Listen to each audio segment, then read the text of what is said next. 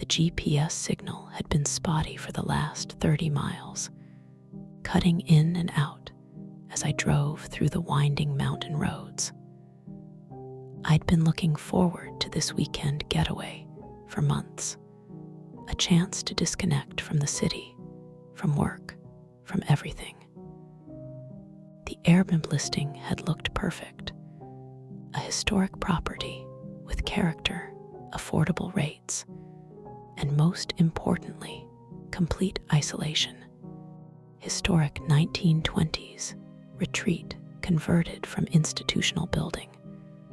I read aloud from my phone, reciting the listing I'd memorized.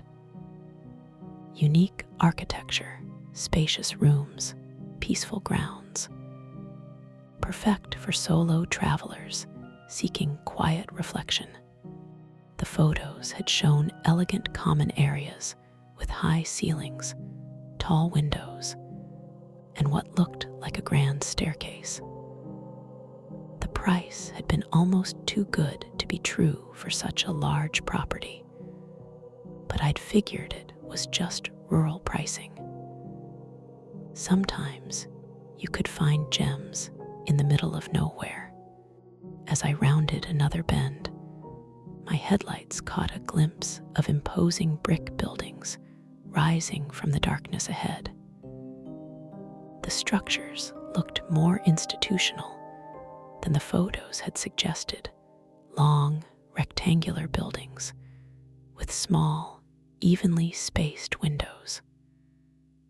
A tall fence surrounded the property, though the gates stood open. I pulled into the gravel driveway, my car's headlights sweeping across a weathered sign. Willowbrook State Hospital Est, 1923. Below it, a newer, smaller placard read, Willowbrook Rest Historic Accommodations. Hospital. The word hit me like a cold wave. This had been a hospital. The listing had said institutional building, but I'd imagined maybe an old school or government building, not a hospital. I sat in my car for a moment, engine running, considering whether to turn around. But it was nearly 9 o'clock. I'd driven 4 hours to get here, and I'd already paid for the weekend. Besides, lots of old buildings got converted into hotels. This was probably just unique. The front entrance was lit by a single overhead light, casting long shadows across the brick facade. I grabbed my overnight bag from the back seat and approached the heavy wooden doors. They looked original to the building, thick, institutional doors with small windows reinforced with wire mesh. Inside, the lobby retained its institutional feel despite obvious attempts at decoration. The floors were original terrazzo, worn smooth by decades of use. Modern furniture had been arranged to create a welcoming seating area, but the high ceilings and stark walls made it feel more like a waiting room than a hotel lobby. "You must be Sarah." The voice came from behind what had clearly once been a reception desk. The woman approaching me was in her 50s, with graying hair pulled back in a practical bun. She wore a cardigan over a simple dress, but something about her demeanor seemed nervous, almost anxious. "I'm Margaret, your host. Welcome to Willowbrook Rest." Her smile seemed forced, and her eyes kept darting toward the darkened hallways leading deeper into the building. "Thank you," I said, setting down my bag. "I have to ask, this was actually a hospital?" Margaret's smile faltered slightly.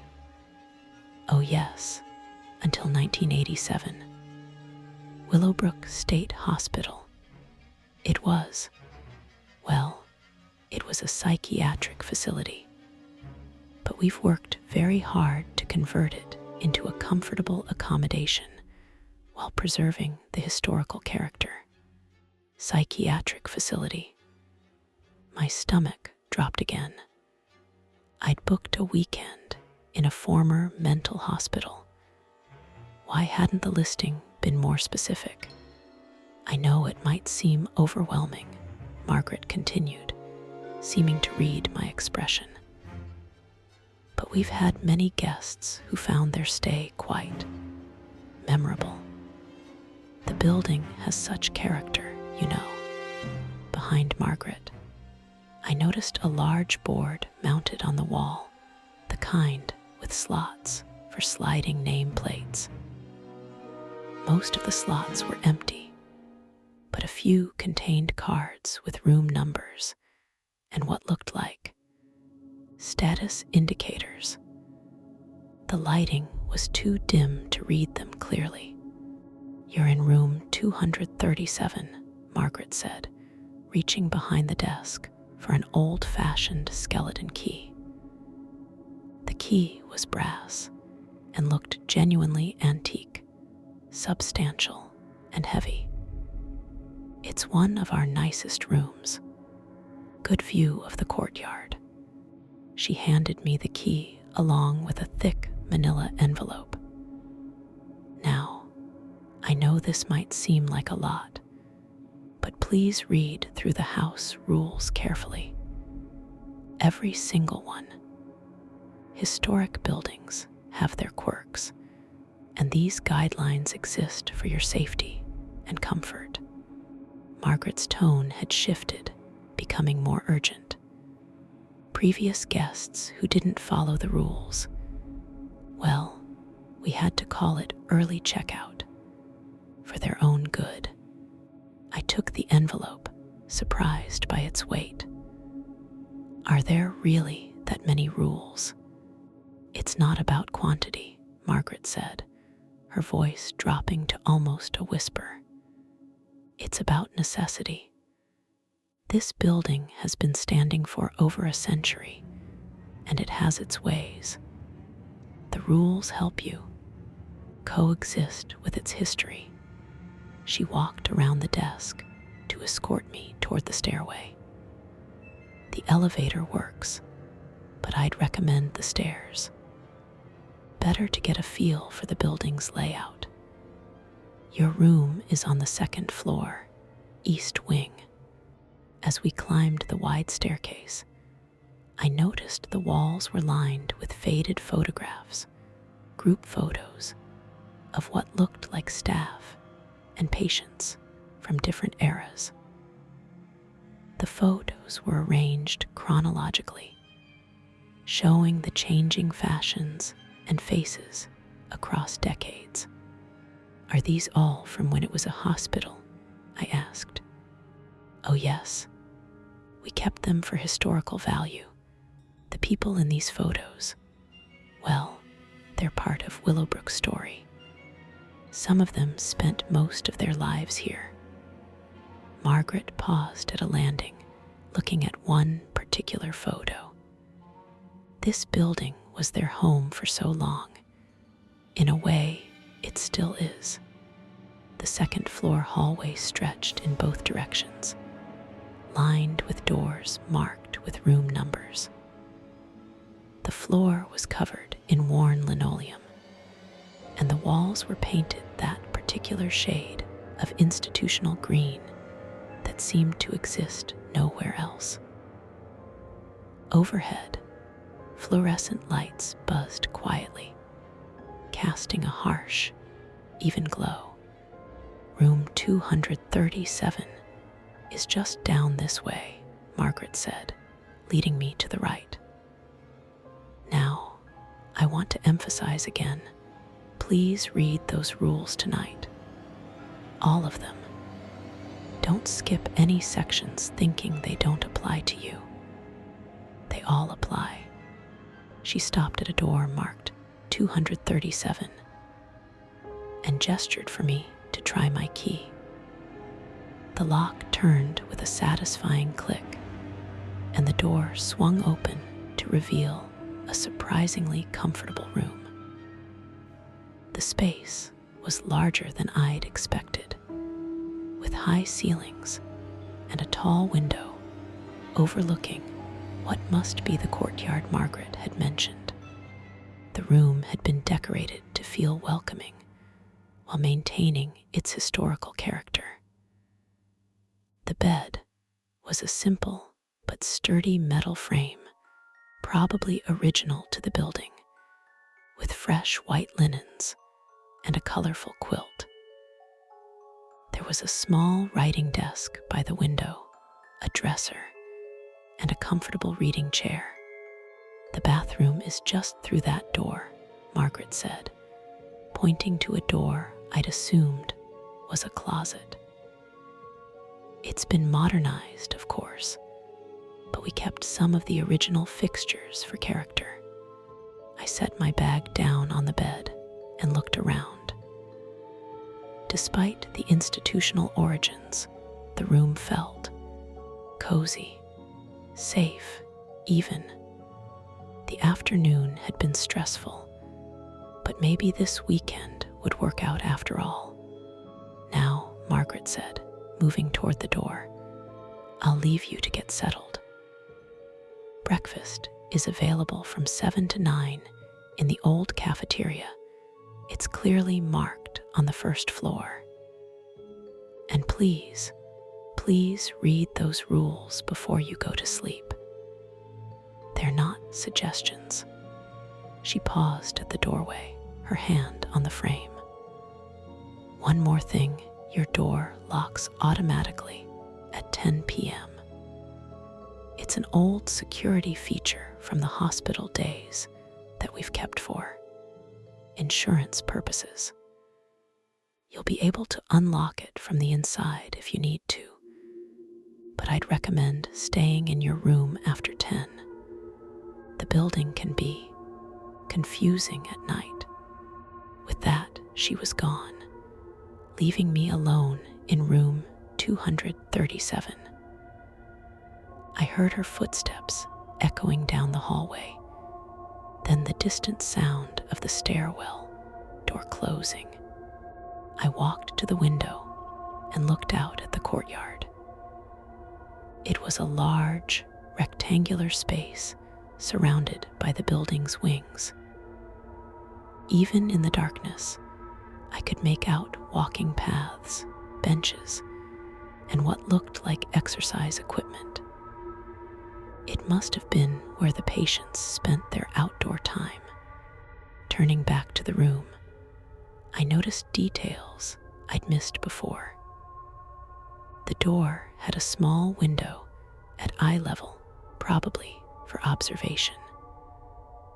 The walls showed signs of multiple paint jobs over the decades, and near the bed, I spotted what looked like mounting points in the wall, as if something had once been attached there.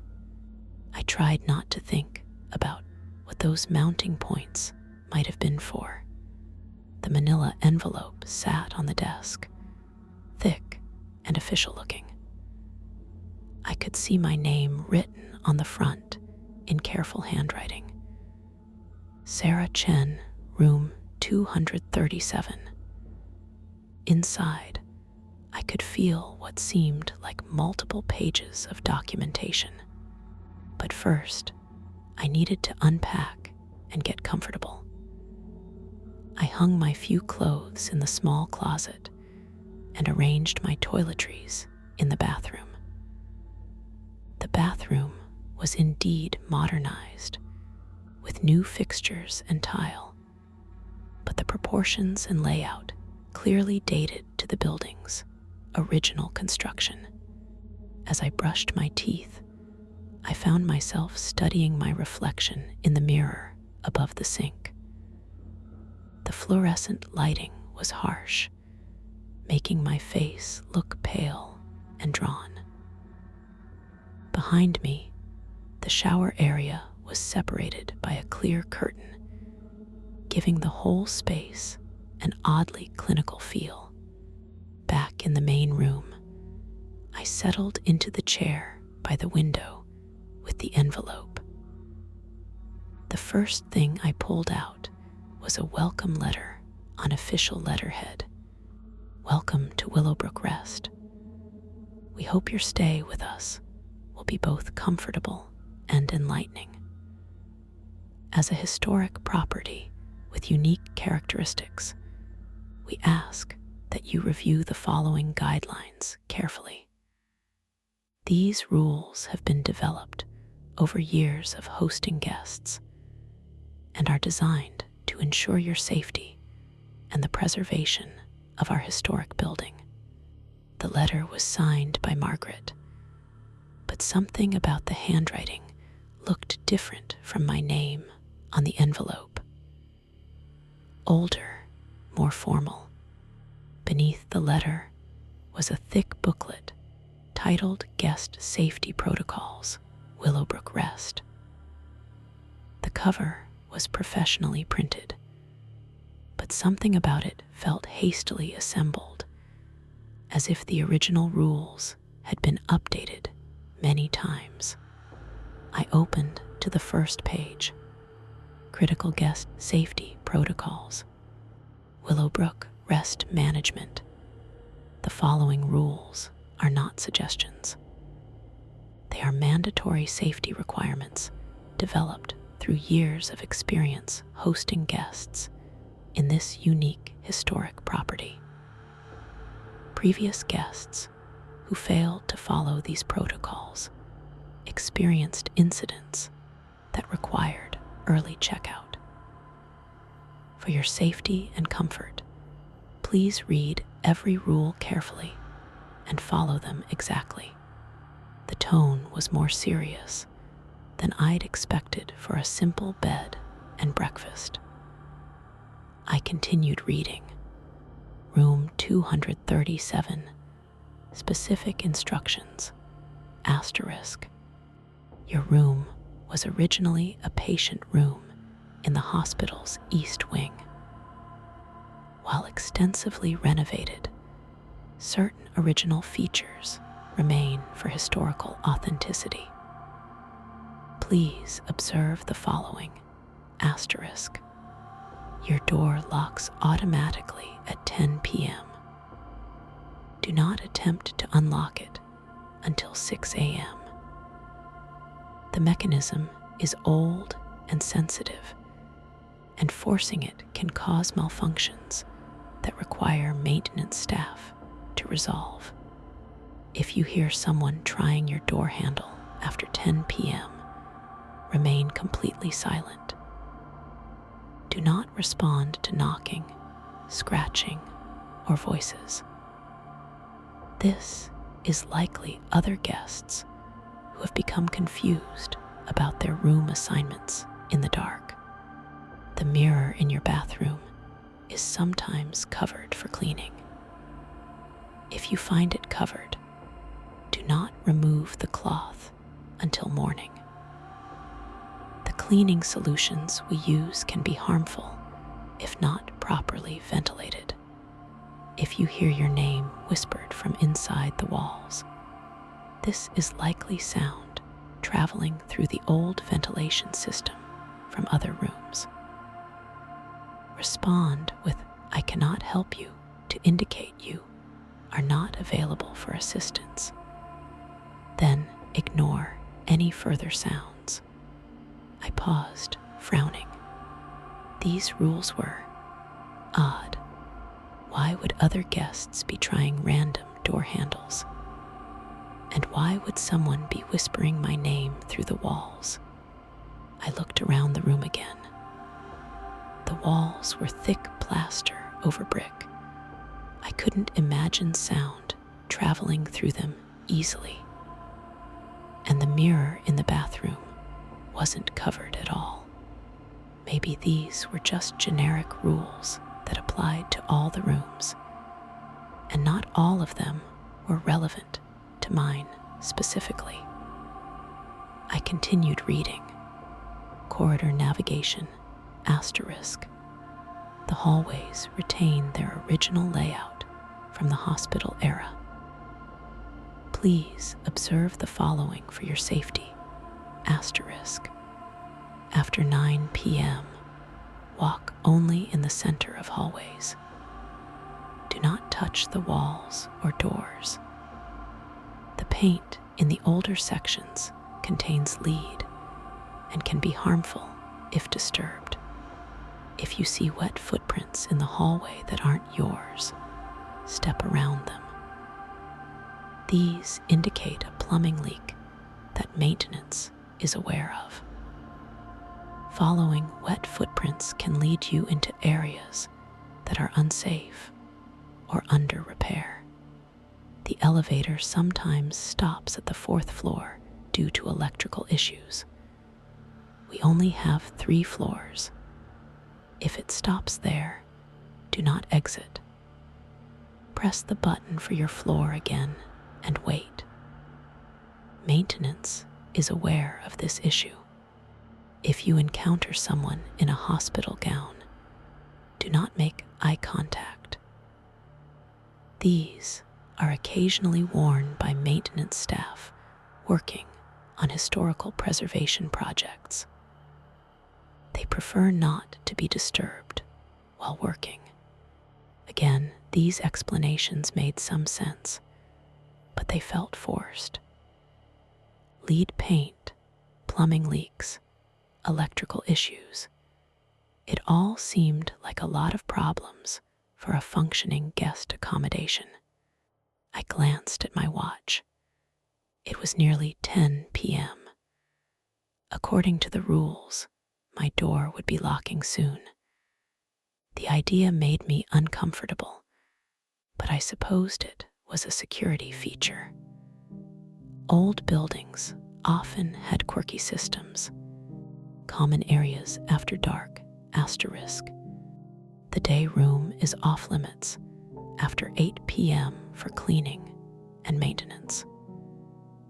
If you hear group conversations from inside, it's just the cleaning staff's radio playing.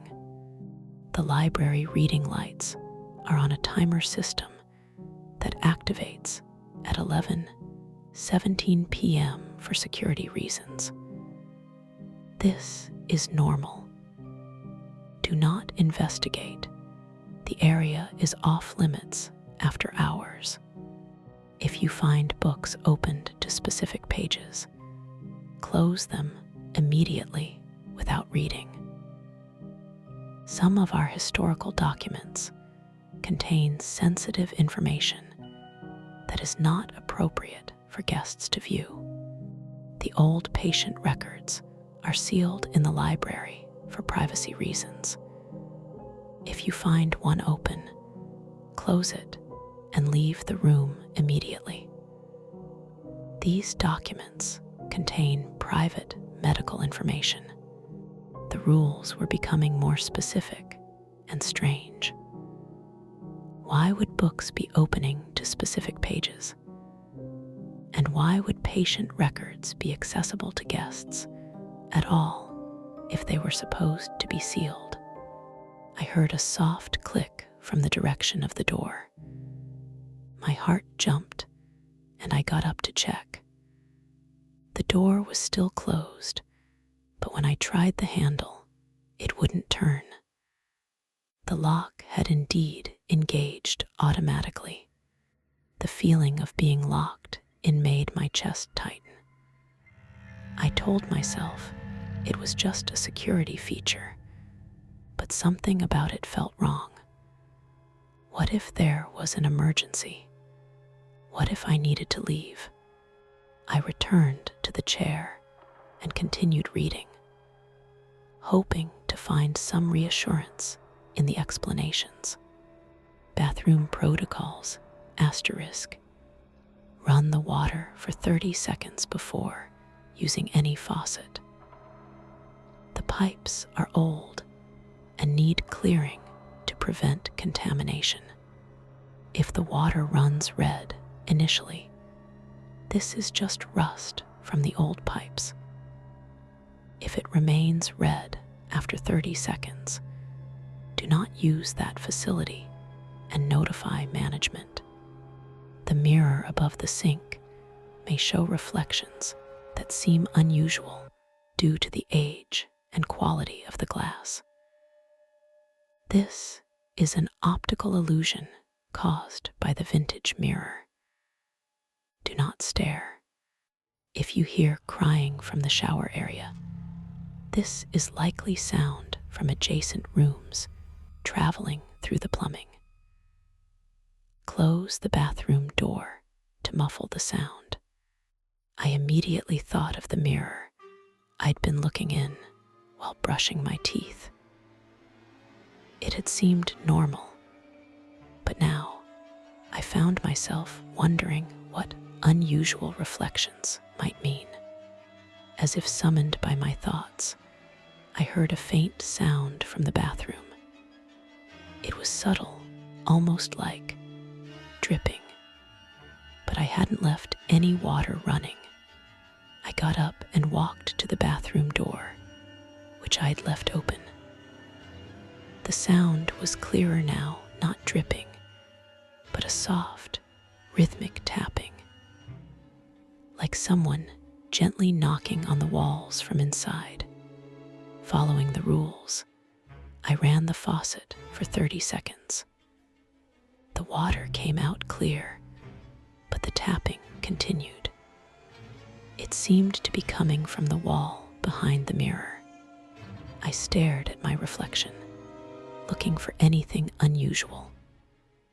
The lighting was harsh, making shadows under my eyes and around my mouth. For just a moment, I thought I saw something move behind me in the mirror. But when I turned around, the shower area was empty. Just old glass playing tricks, I told myself. Exactly what the rules had warned about. I returned to the chair and continued reading, but the tapping from the bathroom continued. It was subtle enough that I could ignore it, but persistent enough to keep me slightly on edge. Kitchen dining area, asterisk. The refrigerator sometimes opens by itself due to a broken seal. Simply close it and continue with your business.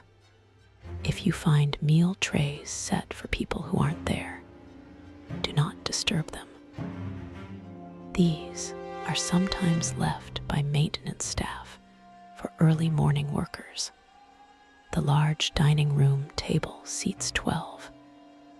If you count 13 chairs, recount.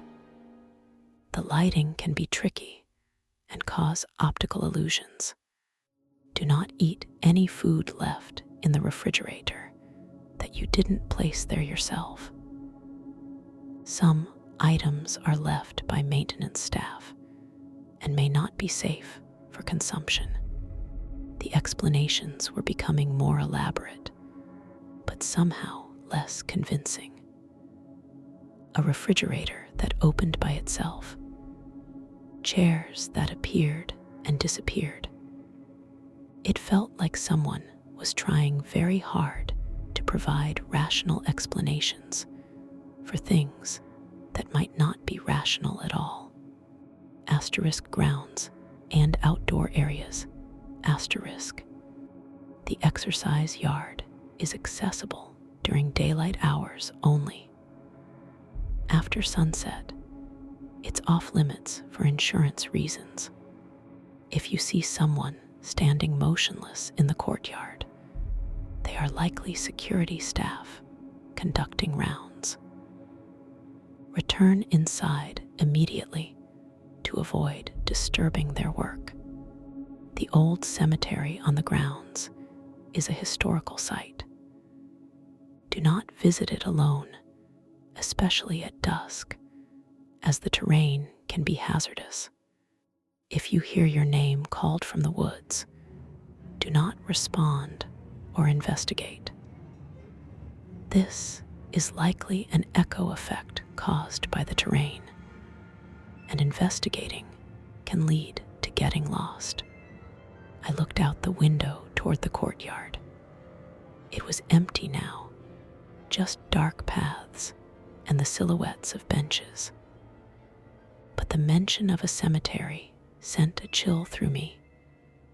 Of course, there would be a cemetery. Hospitals, especially old psychiatric facilities, often had their own burial grounds. The tapping from the bathroom had stopped. But now I could hear something else, a soft sound that might have been footsteps in the hallway outside my room. They were slow, deliberate, and seemed to pause right outside my door. I remembered the rule about not responding to sounds after 10 p.m. I stayed perfectly still in my chair, listening. The footsteps continued down the hallway, fading into the distance. Sleep safety, asterisk. Sleep with your room lights on. The electrical system is old, and lights provide a safety circuit that prevents power surges. If you wake up and your door is open, do not leave your room until morning. Close the door and remain inside. Sometimes the old locks malfunction, and maintenance needs to address this during daylight hours. Nightmares are common in old buildings due to electromagnetic fields from aging wiring.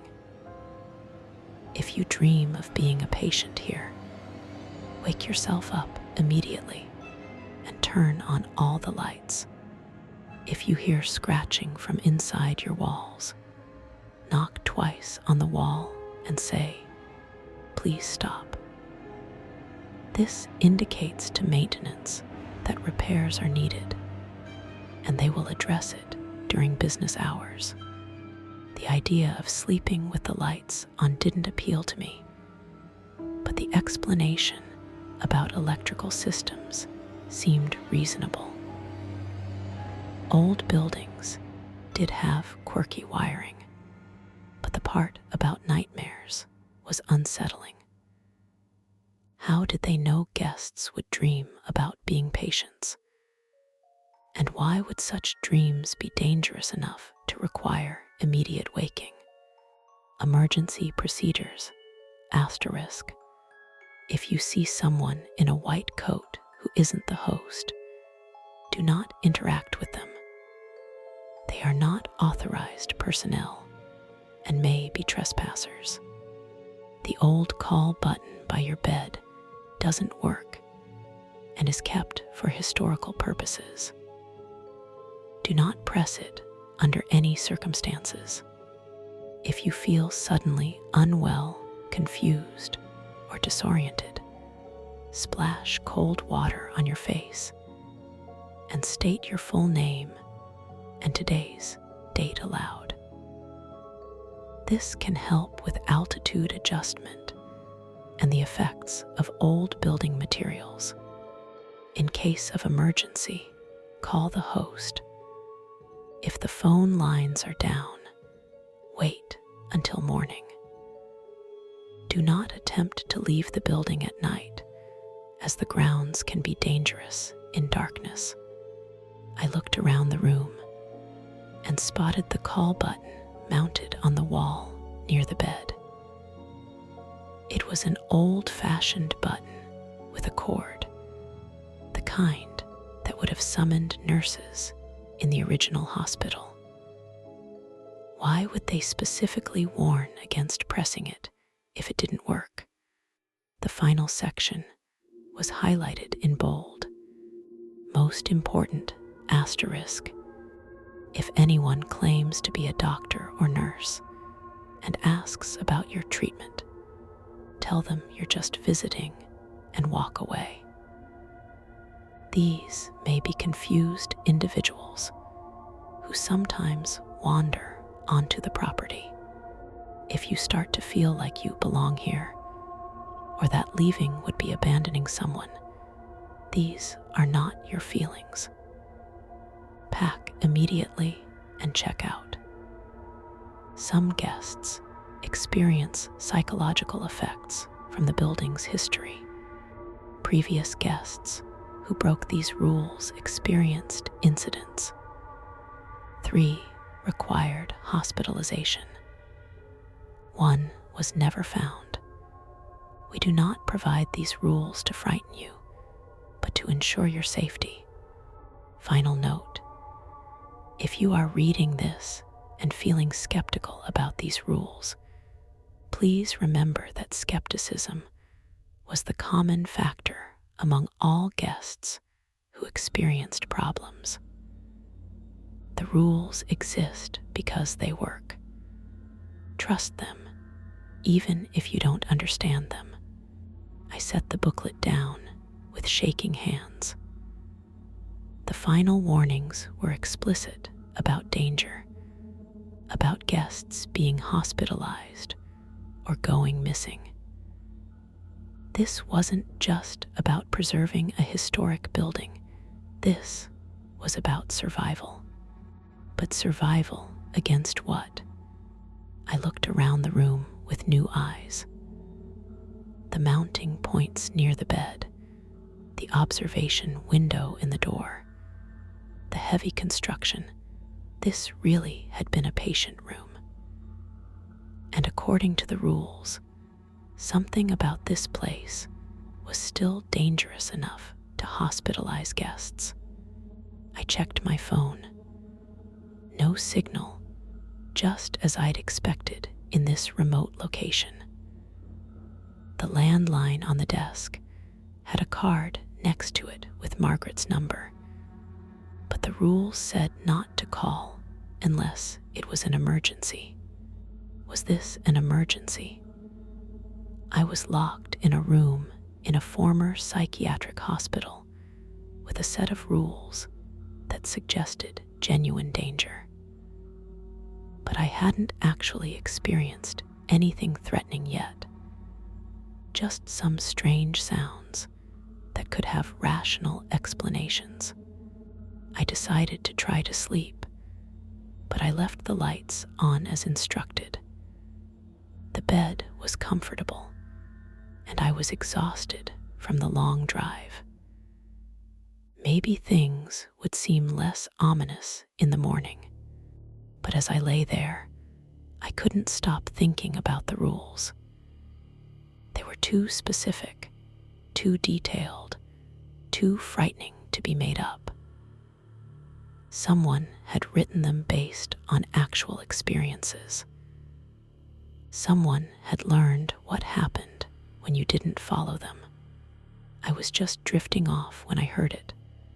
A soft, scratching sound from inside the wall behind my bed.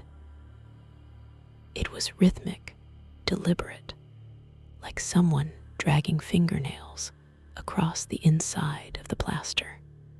Following the rules, I knocked twice on the wall and said, "Please stop." The scratching stopped immediately, but now I was wide awake, listening to the silence, wondering what had just responded to my request.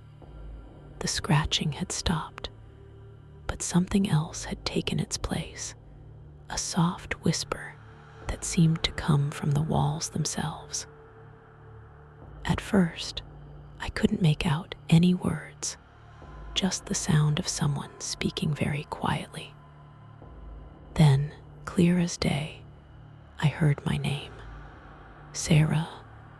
It was drawn out, almost like a sigh.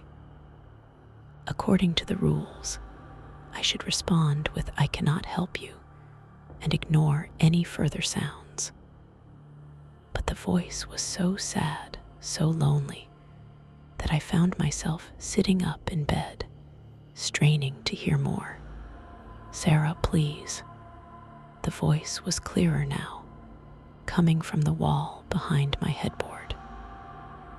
It sounded like a woman, middle-aged, with a slight tremor that suggested either age or illness. "I cannot help you," I said, my voice barely above a whisper. The voice fell silent, but I could still feel a presence somehow, as if someone were standing just on the other side of the wall, listening. I lay back down, pulling the covers up to my chin. The room felt different now, less like a hotel room, and more like what it had originally been. A place where people had been kept, where they had called out for help, where they had been ignored.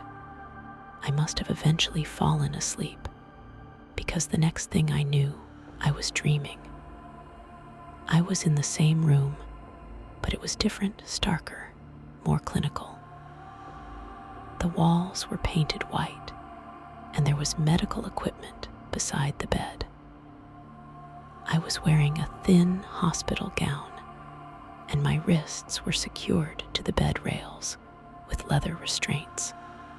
A woman in a white dress and cap, a nurse from another era, was standing beside the bed, writing notes on a clipboard. She looked up at me with kind but tired eyes. "How are we feeling today, Sarah?" she asked. "I'm not a patient," I said, struggling against the restraints. "I'm just visiting. I'm just staying the night." The nurse smiled sadly. "That's what they all say at first, but you're home now. You're where you belong." "No," I said, pulling harder against the restraints. "I need to leave. I need to check out." "Check out," the nurse laughed, but it wasn't a cruel sound. "Oh, Sarah, no one checks out of Willowbrook. Once you're here, you're part of the family." I felt panic rising in my chest. This was exactly what the rules had warned about, dreaming of being a patient. I needed to wake up immediately. "Wake up," I said to myself. "Wake up, wake up, wake up." The nurse was still smiling. "That's not how it works, dear. You're not dreaming. You're remembering." "Wake up," I shouted. And suddenly I was back in the present, sitting up in bed, heart pounding. The room was exactly as I'd left it, lights on, rules booklet on the desk. But something was different. The door, which had been locked when I went to sleep, was now standing open. According to the rules, I should close it and remain in the room until morning. But the open door was like a mouth, leading into the dark hallway beyond. I could see the fluorescent lights flickering in the distance, casting moving shadows on the walls. I got up and walked to the door, intending to close it.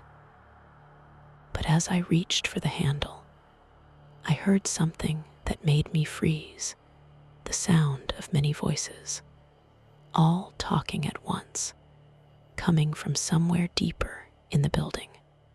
It sounded like a group meeting, dozens of people having a conversation. But it was after midnight, and according to the rules, I should be the only guest in the building. I remembered the rule about the day room being off limits after 8 p.m., and how any voices would just be the cleaning staff's radio. But this didn't sound like a radio.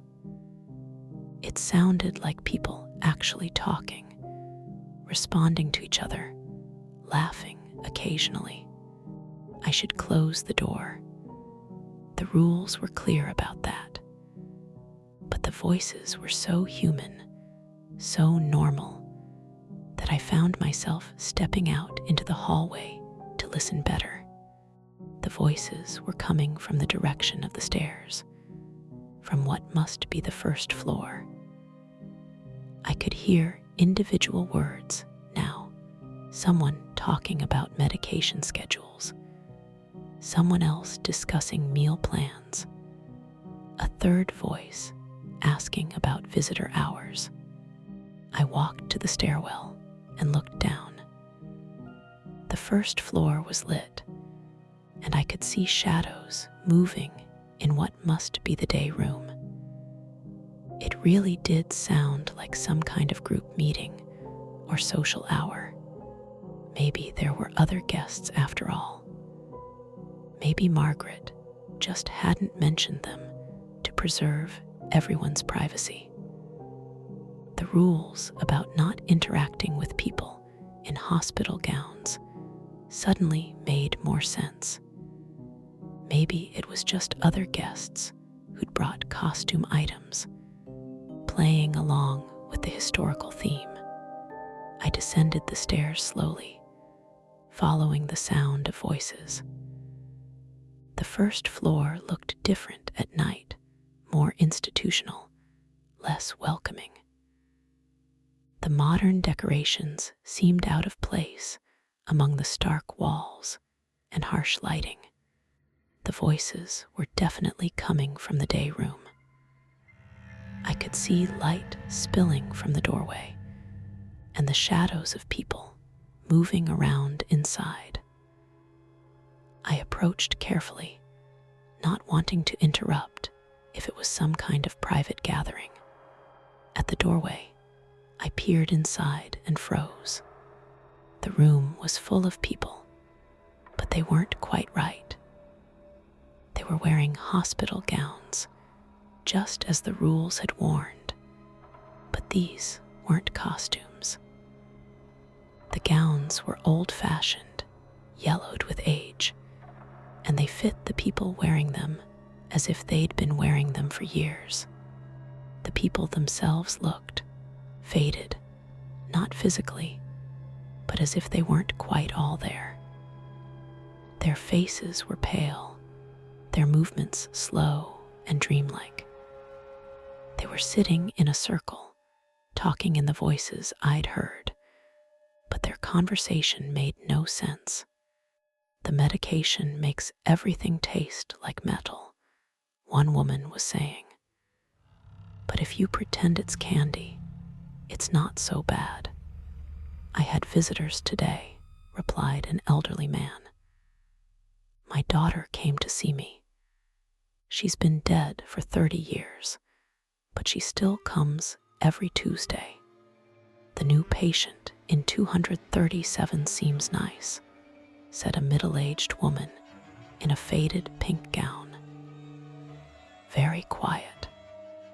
I think she'll fit in well here. They were talking about me. The woman was looking directly at me, smiling with an expression that was both kind and completely insane. Sarah, she said, gesturing for me to enter. Come join us. We've been waiting for you. I backed away from the doorway, my heart pounding. These weren't other guests. They weren't people at all, not in any normal sense. They were something else, something that had been here for decades, still holding their group sessions, still following the routines of the hospital. I turned and ran for the stairs, taking them 2 at a time. Behind me, I could hear the voices calling my name, inviting me to come back, to join them permanently. I reached the 2nd floor and sprinted down the hallway to my room. The door was still open, and I slammed it shut behind me, turning the lock even though I knew it wouldn't work until morning. I sat on the bed, breathing hard, trying to process what I'd seen. The rules had warned me about people in hospital gowns, about not making eye contact, about voices being just cleaning staff radios. But those hadn't been living people, and they certainly hadn't been cleaning staff. I looked at the rules booklet again, reading the warnings with new understanding. The rules weren't just about quirky building features or insurance liability. They were about protecting guests from something that still lived in this building, something that had never left when the hospital closed. The scratching in the walls started again, but this time it was coming from multiple directions. Behind the headboard, from the bathroom, from the door frame. It was as if whatever was in the walls was trying to surround me. I knocked twice on the wall behind my bed and said, "Please stop." The scratching behind the headboard stopped, but it continued from the other locations. I knocked on the bathroom wall and repeated the phrase. That scratching stopped too, but as I moved toward the door to address the scratching there, I heard something that made my blood run cold. The door handle was turning. Someone was trying to enter my room. I remembered the rule about remaining silent if someone tried the door handle after 10 p.m. But the door was unlocked. I'd unlocked it when I ran back to the room. The handle turned completely, and the door began to open. I dove for the light switch and turned off the room lights, plunging the space into darkness. Maybe whoever was trying to enter would think the room was empty. The door opened slowly, creaking on its hinges. I could see a figure silhouetted in the doorway, tall, wearing what looked like a white coat. A doctor. The figure stepped into the room, and I could hear the soft squeak of medical shoes on the linoleum floor. It was moving slowly, carefully, as if searching for something. Sarah, the voice was male, professional, with the kind of calm authority that doctors cultivated. "Sarah, I know you're here. It's time for your medication." I pressed myself against the wall beside the closet, trying to stay in the shadows. The figure was moving toward the bed, and I could see him more clearly now. He was middle-aged, wearing a white coat over a shirt and tie. He looked completely normal, completely professional, except for his eyes, which were completely black. "Sarah, there's no need to hide. You're safe here. You're home." He reached into his coat pocket and withdrew a small paper cup, the kind used for dispensing pills. "This will help you sleep, help you adjust to your new situation." He was between me and the door now. I was trapped. "I know this is frightening," he continued, his voice soothing. "All new patients experience anxiety, but you'll find that Willowbrook is a wonderful place once you settle in. We have group activities, art therapy, beautiful grounds to walk. You'll make friends here. You'll never want to leave." He was close enough now that I could smell him, antiseptic, and something else, something old and stale. His black eyes were scanning the room, looking for me. "The rules told you not to interact with doctors," he said, and I realized he could see me in the darkness. "But you broke the rules, didn't you? You went downstairs. You saw the others. Now you're part of the program." I couldn't stay silent any longer. "I'm not a patient," I whispered. "I'm just visiting. I'm checking out in the morning." The doctor smiled, and his teeth were yellowed and ancient. That's what they all say. But look around you, Sarah. Look at where you are. You're in a patient room in a psychiatric hospital. You're having hallucinations, seeing things that aren't there, hearing voices. You clearly need help. You're not real, I said, but even as I said it, I wasn't sure. He looked real, sounded real. Was I having a breakdown? Had I checked myself into some kind of facility and forgotten? I'm very real, the doctor said, and I'm here to help you. This medication will make everything clear. You'll understand why you belong here. He held out the paper cup. Inside, I could see white pills, the kind that looked like they could be anything. Take these, and all the confusion will go away. You'll remember who you are, why you're here. You'll remember that you've been a patient at Willowbrook for months now. I found myself reaching for the cup. His explanation made sense. Maybe I was confused. Maybe I had been here for months and just forgotten.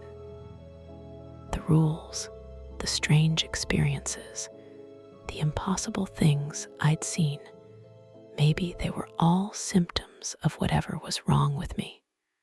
My fingers touched the paper cup, and suddenly I felt a shock of clarity. This wasn't real. The doctor wasn't real. I was being manipulated by something that wanted me to become part of whatever haunted this place.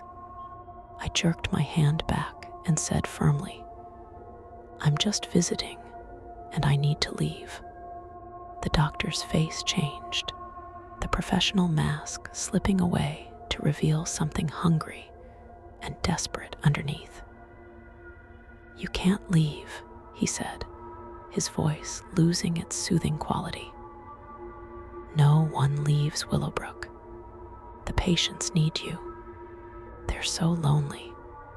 I remembered the rule about stating my name and the date if I felt confused or disoriented. "My name is Sarah Chen," I said loudly. "Today is October 15th, 2024. I am a guest at an Airbnb, and I am leaving in the morning." The doctor flickered like a bad television signal, becoming translucent for a moment before solidifying again. "Sarah Chen," he repeated, but now his voice sounded like an old recording, full of static. "Patient 237. Admitted for severe anxiety and dissociative episodes. Treatment plan includes medication and isolation." "No," I said, backing toward the window. "That's not true." But even as I said it, doubt crept in. What if I really was a patient? What if everything I remembered about booking this place, driving here, my life in the city, what if it was all a delusion? The doctor must have seen the uncertainty in my face because he smiled again. "The medication will help with the confusion," he said, holding out the cup again. "You've been refusing treatment for weeks. It's time to cooperate." I looked at the pills in the cup, then at the doctor's black eyes, then around the room that could so easily be a patient room in a psychiatric hospital. Everything fit. The institutional furniture, the observation window in the door, the mounting points on the walls that could have held restraints. Maybe I was sick. Maybe I needed help. But then I remembered my car keys in my purse, my phone with no signal, the Airbnb confirmation email. Those things felt real in a way that this doctor didn't. "If I'm a patient," I said, "show me my admission papers. Show me my medical file." The doctor's smile faltered. "Files are confidential," he said. "You know that. If I've been here for weeks, where are my things? My clothes, my personal belongings." "Patients aren't allowed personal items," he said. But his voice was becoming more distant, more echo-like. "And if you're really a doctor, why are your eyes completely black?" At that, the doctor let out a sound that was part sigh, part growl. His professional appearance began to fade, becoming more translucent with each passing second. "You could have been happy here," he said, his voice now barely a whisper. "They all find peace eventually. The fighting only makes it harder." "Who are they?" I asked. "The people in the day room. What happened to them?" But the doctor was already gone, fading away like smoke. The paper cup clattered to the floor, but when I looked, it was empty. There had never been any pills. I turned on the lights and looked around the room. Everything was exactly as it had been before the doctor appeared, except for one thing. The rules booklet was open to a new page, one I hadn't seen before. Addendum for guests who break the rules asterisk. If you are reading this, you have already encountered the residents of Willowbrook. Do not be alarmed. They are not malevolent, merely persistent. They have been here for decades, some since the hospital's earliest days, and they are very lonely. The residents will try to convince you that you belong here, that you are one of them. They may appear as doctors, nurses, or other patients. They may try to give you medication, assign you a bed, or include you in their activities. Do not accept their offerings or believe their claims. Remember, you are a guest. You have a life outside these walls. You chose to come here, and you can choose to leave.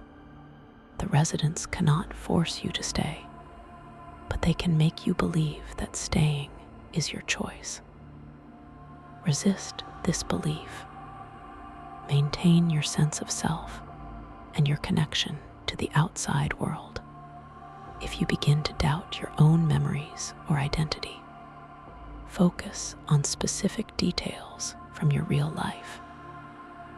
Your job, your home, your friends, and family. The residents cannot replicate these memories because they have been trapped here too long to understand the outside world. Checkout is at 11 a.m. If you can maintain your identity until then, you will be able to leave safely. The residents are stronger at night, but weaker during daylight hours. Do not attempt to help the residents or communicate with them beyond what is necessary for your safety. They are not suffering, merely existing, and your attempts to help will only endanger yourself. Previous guests who tried to save the residents became residents themselves. Trust the rules. Follow them exactly. Survive until morning. The addendum was signed with a different name than the original rules. Dr. Elizabeth Morrison, former Chief of Staff, Willowbrook State Hospital. Dr. Morrison.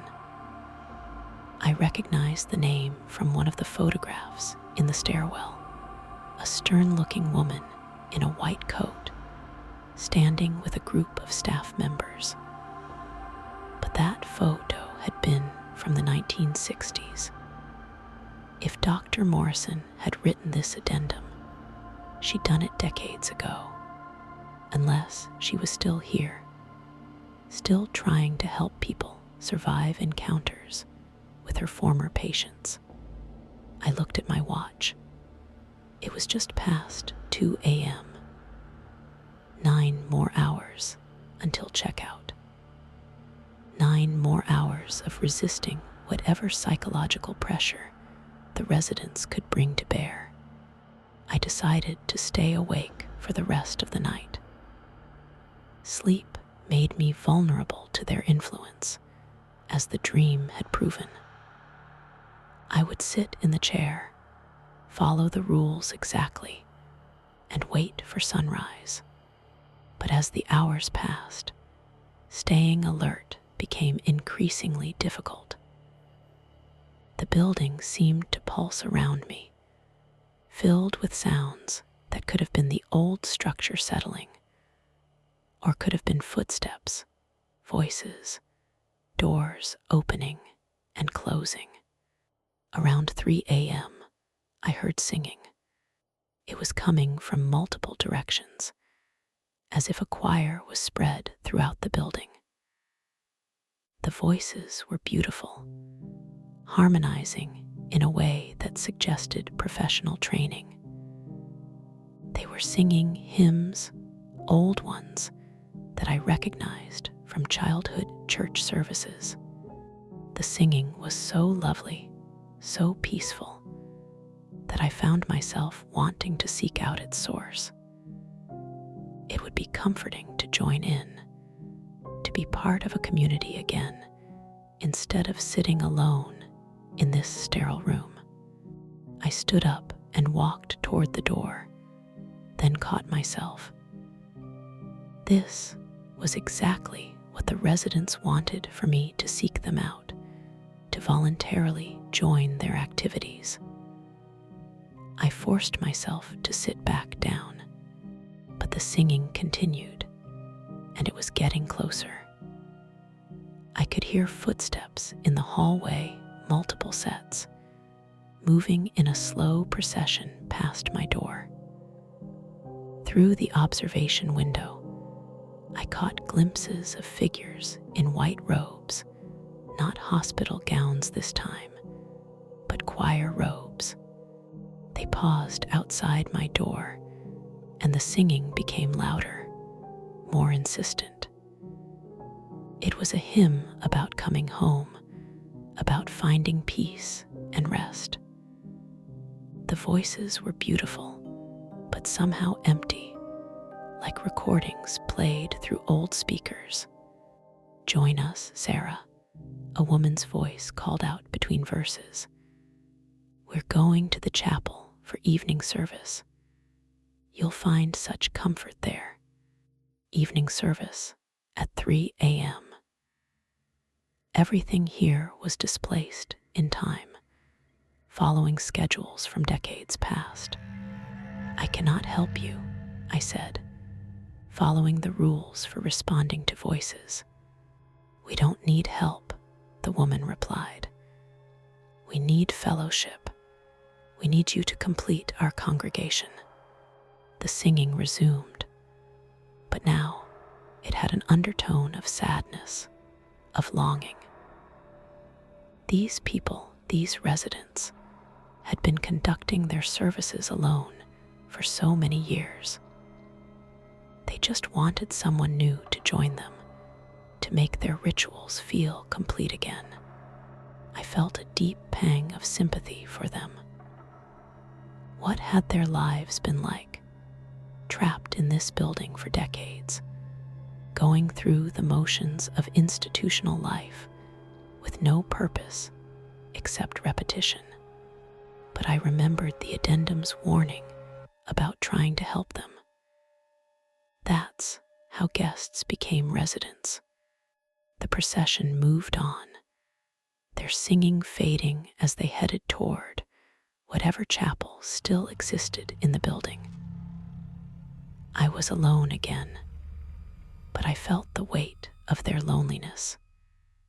It was almost overwhelming, the desire to comfort them, to give them what they needed.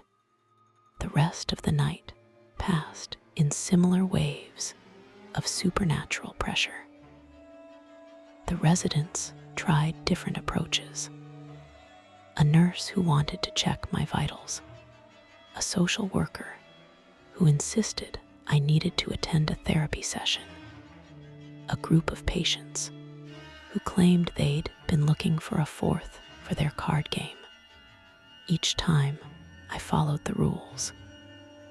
I didn't engage beyond stating that I was just visiting. I didn't open the door. I didn't accept their invitations or believe their claims about my identity. But it was exhausting. By dawn, I felt wrung out, emotionally drained from hours of resisting their influence. The worst part was that they seemed genuinely sad when I refused them. They weren't malicious. They were just desperately lonely. As the sun began to rise, streaming through the window, the pressure finally began to ease. The sounds from the hallway stopped. The building settled into a peaceful quiet that felt genuinely restful rather than ominous. I packed my bag quickly, not wanting to spend any more time in the room than necessary. My car keys were still in my purse. My phone still showed no signal, and the Airbnb confirmation was still in my email. All evidence that my memories were real, that I had a life outside these walls. At exactly 11 a.m., I carried my bag downstairs to the lobby. Margaret was waiting behind the reception desk, looking tired but relieved. "How was your stay?" she asked, though her tone suggested she already knew it had been difficult. "Eventful," I said. "I read the rules very carefully." Margaret nodded. "Good, that's very good. Most guests who follow the rules completely have no problems at all." She was lying, and we both knew it. But I appreciated her attempt to maintain the fiction that this was a normal accommodation. "The rules helped," I said, "especially the addendum." Margaret's face went pale. "The addendum? What addendum?" I pulled out the rules booklet and showed her the additional page. She read it quickly, her expression growing increasingly troubled. This isn't something we provide to guests," she said. "Where did you find this?" "It appeared in the booklet during the night. It's signed by Dr. Elizabeth Morrison." Margaret sat down heavily in her chair. Dr. Morrison was the chief of staff when the hospital closed. She stayed behind to help with the transition, to make sure the remaining patients were properly transferred to other facilities. But she never left. We found her body in her office 3 days after the building was supposed to be empty. A chill ran through me. So she's one of the residents, yes, but she's different from the others. She still tries to help people, to protect them. If she gave you that addendum, it's because you were in real danger. I thought about the doctor who tried to give me medication, the choir that had wanted me to join their service, the overwhelming pressure to become part of their community. "How many guests have become residents?" I asked. Margaret looked uncomfortable. 3, over the years we've been operating. All of them broke the rules. All of them tried to help the others instead of protecting themselves. And they're still here. They're part of the community now. They seem content, but they're not the people they were when they arrived.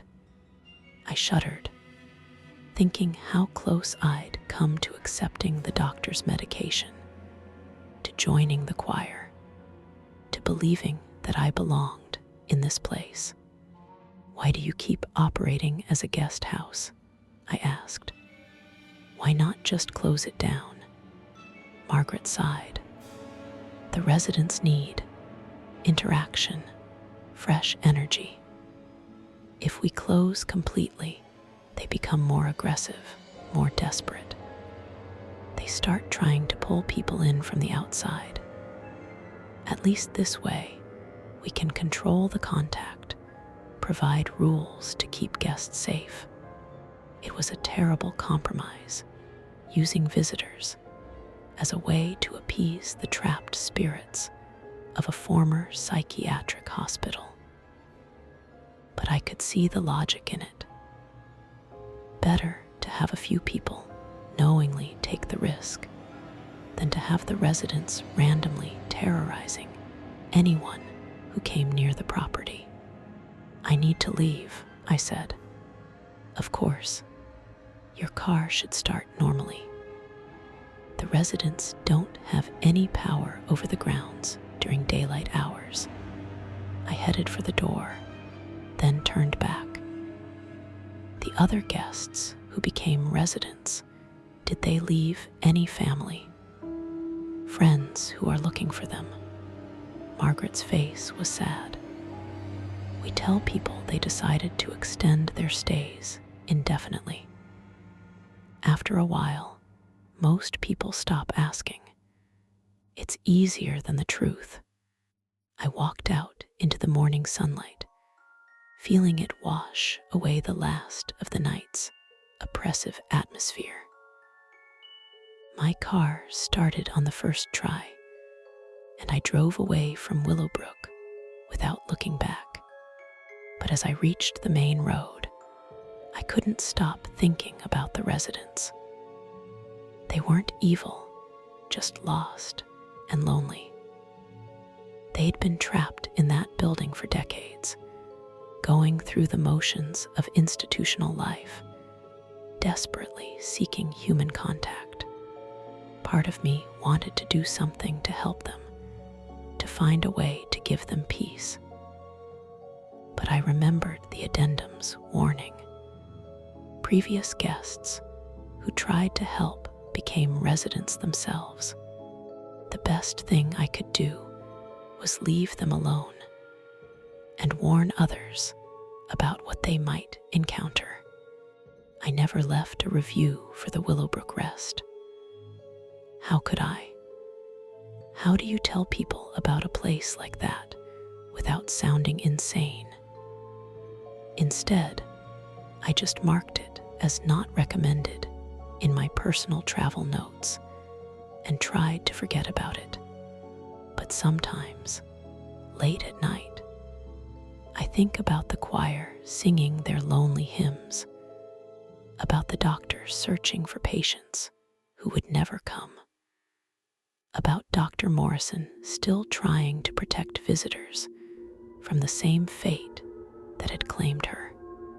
I think about how easily I could have become one of them, how close I came to accepting their version of reality over my own. And sometimes, in my dreams, I can still hear them calling my name, inviting me to come home to Willowbrook, to take my place among the residents who never leave, who never grow old, who never find peace. But I wake up in my own bed, in my own apartment, surrounded by my own life. And I remember that I followed the rules. I survived until morning, and that made all the difference. If you ever find yourself staying at the Willowbrook Rest, remember this story. Read every rule. Follow them exactly. Don't try to help the residents, no matter how much they need it. And whatever you do, don't break the rules. Some guests who do are never seen again, but they're not really gone. They're still there, still following the old schedules, still looking for new people to join them, still waiting for someone who won't follow the rules. Don't let it be you.